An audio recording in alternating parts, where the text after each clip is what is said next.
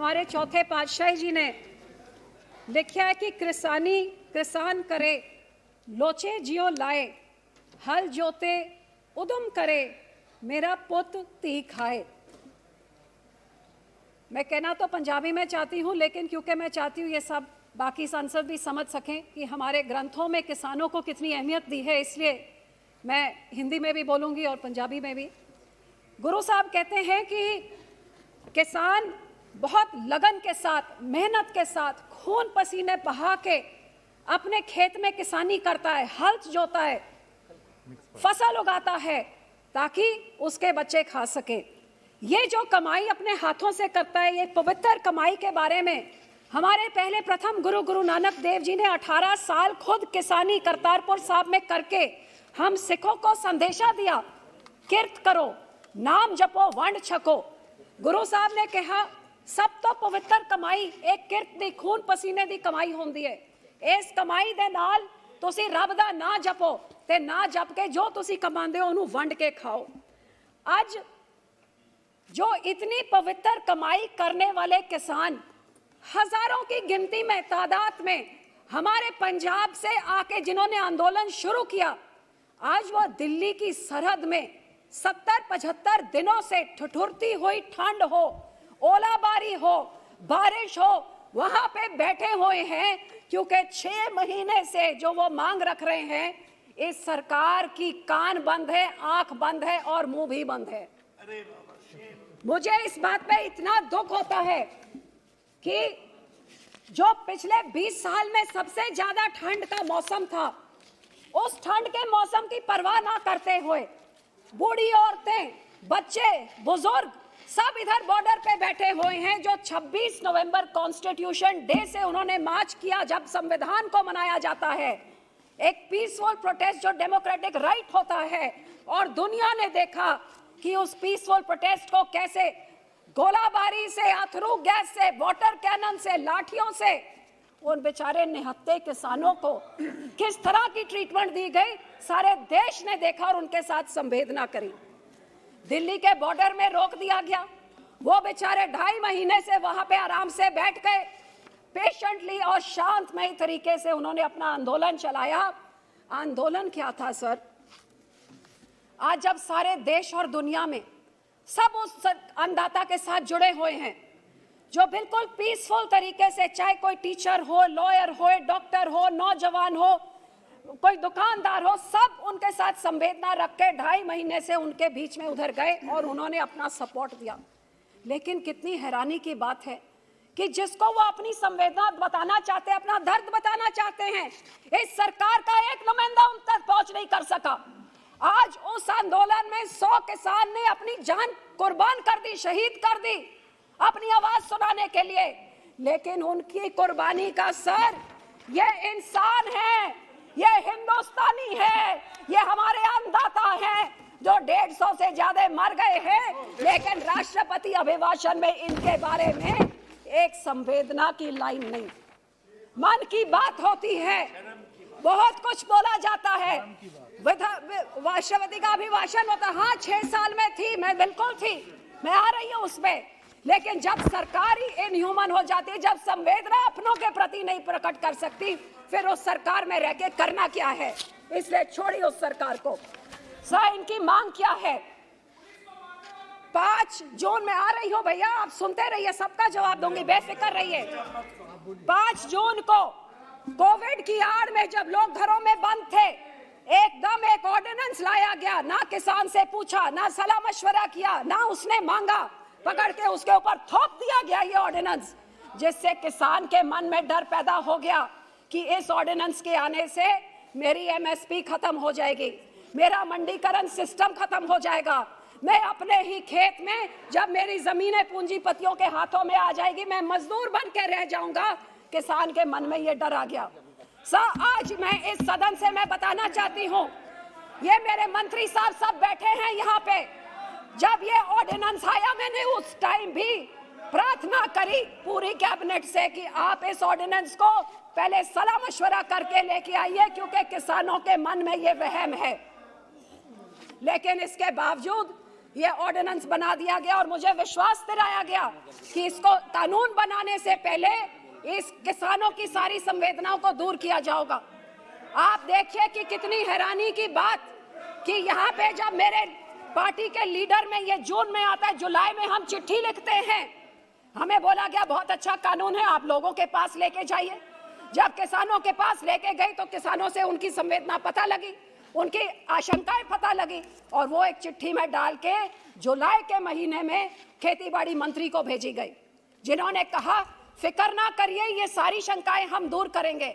लेकिन अब हमारी हैरानी देखिए कि सितंबर के महीने में मॉनसून सेशन आता है और सेशन आते सारी पहला बिल टेबल हो जाता है। ना किसान से बात करी, ना सलाह मशवरा किया। वो रेल की पटरियों में जून के महीने से पंजाब में आंदोलन रच रहा था। हाँ, ये कांग्रेस के बारे में भी जरूर कहूंगी, 2019 में जेएन के मुख्यमंत्री अमरिंदर सिंह ने पैरवी करी होती तो ये 100 किसान जो 150 मर गए ये शायद आज जिंदा होते। ये इनकी भी देन है, इनकी देन है तो उनकी भी बराबर की देन है। और फिर इसका जब सेशन पे आया, उधर भी हमारे इधर मंत्री जी से पूछे, राजनाथ जी बैठे हैं, नड्डा जी बैठे, सबके पास गए कि आप सलाह मशवरा करिए, बिना इसको मत लेके आइए, देश में आग लगेगी, किसान सड़कों पे उतर जाएगा। उधर आपको चीन घुस आंखें दिखा रहा है, इधर कोविड की मार हिंदुस्तान की जनता लड़ाई लड़ रही है, आप क्यों किसानों का आंदोलन खड़ा कर रहे हैं? लेकिन एक बात, सबसे पुराना एलआई जब आपके साथ 2 एमपी होते थे, कोई नहीं होता था, तब यह पार्टी आपके साथ खड़ी थी। ना मंत्री की सुनी, ना पुराने एलआई की सुनी, और आज किसान मर रहे हैं लेकिन वो किसान की भी नहीं सुन रहे। इससे और दुखद बात क्या हो सकती है सर? और ये किसान मांग क्या रहा है कि मैंने ये मांगा नहीं, आप कहते हैं मेरे वास्ते चंगा हैगा, मैनू नहीं चाहिए, मेरे को नहीं यही चाहिए, मेरे को नहीं चाहिए, आप वापस ले लीजिए। और जे मेरे लिए कोई कानून बनाना है तो मेरे सलाह मशवरा से बनाइए। आप एमएसपी का मुझे लाजमी लीगल मेरे को एमएसपी दीजिए और ये काले कानून वापस करिए। एमएसपी क्या है सर? Minimum support price. ये कोई बुरी चीज है? ये है 2011 में एक वर्किंग कमेटी के चेयरमैन कंज्यूमर अफेयर्स में, जो प्रधानमंत्री जी गुजरात के मुख्यमंत्री होने के नाते मनमोहन सिंह को वो अपनी रिकमेंडेशन देते हैं। और इस रिकमेंडेशन में 2011 में क्या कहते हैं प्रधानमंत्री जी? Enforce MSP. We should protect farmers' interests by mandating through statutory provisions that no farmer-trader transaction should be below MSP, sir.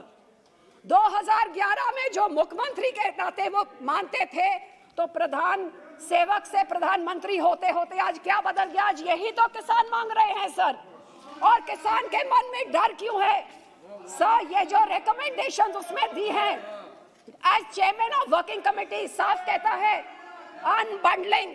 Sir ये बहुत जरूरी चीज है जो कह रहे हैं कि एमएसपी चलती रहेगी।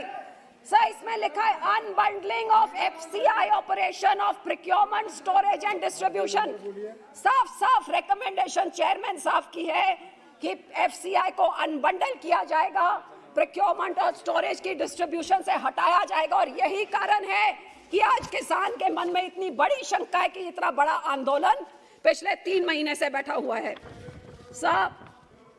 पर लेकिन इस सरकार की आप देखिए, इन्होंने कितना अहंकार कि पिछले 75 दिनों से ना ही किसी मंत्री को उधर भेजा, बल्कि ये आंदोलन शुरू होते सारे शुरू हो गया, ये बिचौलियों का आंदोलन है, फिर ये माओइस्ट का हो गया, फिर ये नक्सल का हो गया, फिर ये आतंकवादी का हो गया, खालिस्तान का। ये बैठे हैं मंत्री एमपी, एक कहते थे पाकिस्तान और चाइना से ये हो रहा है, वो बैठी है मेरी बहन जो कहती थी ये तो आतंकवादियों का AK-47 लेके बैठे। भैया कौन सी AK-47 की खेती करता है कौन सा किसान?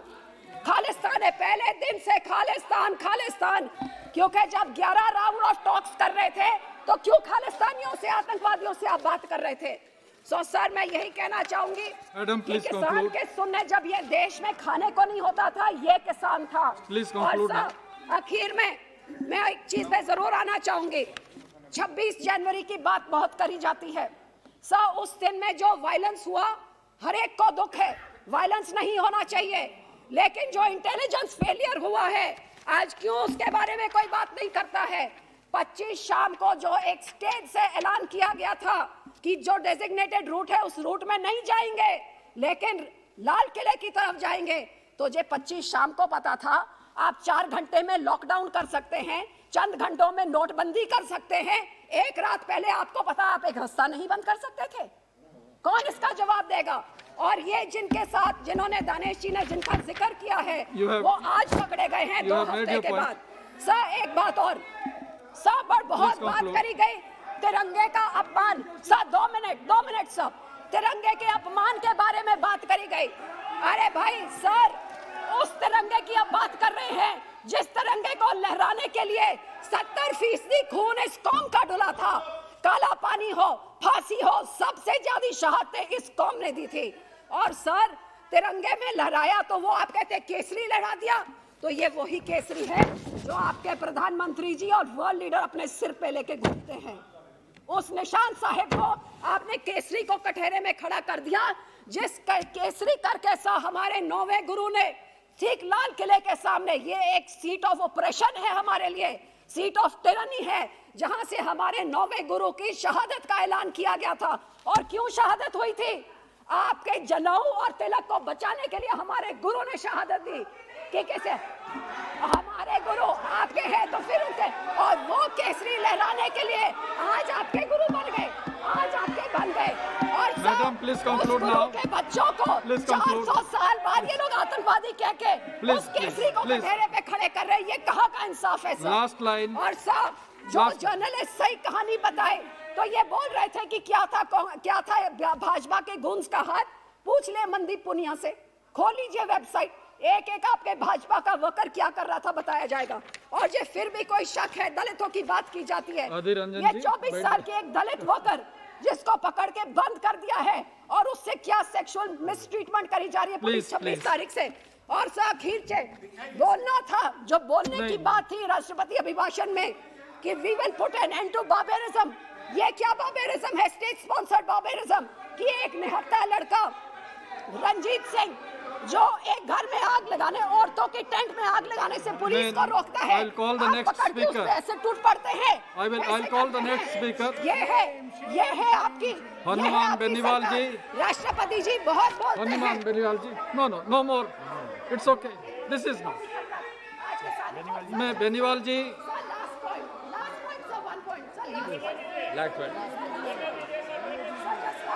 provided you say the last one, last point। Sir आखिर में अभी सारे जने बात कर रहे हैं कि प्रधानमंत्री जी ने बोला कि ये आंदोलन जीवी, लेकिन सर उसके बाद एक और शब्द बोला था जो मेरे को मतलब नहीं पता था, मैंने खोल के देखा। वो कहते हैं परिजीवी। परिजीवी मतलब पैरासाइट। किसको पैरासाइट बोल रहे हैं? उस अंधाथा को पैरासाइट बोल रहे हैं आप जो अन्न पैदा करके पेट भरता है, या लीडरों को बोल रहे हैं? क्या चौधरी टकैत को पैरासाइट बोल रहे हो जिसको हमारे गुरुओं ने हनुमान बेनीवाल जी, नो मोर, ठीक है, ठीक। बेनीवाल जी, थैंक यू, ठीक, बैठ जाइए।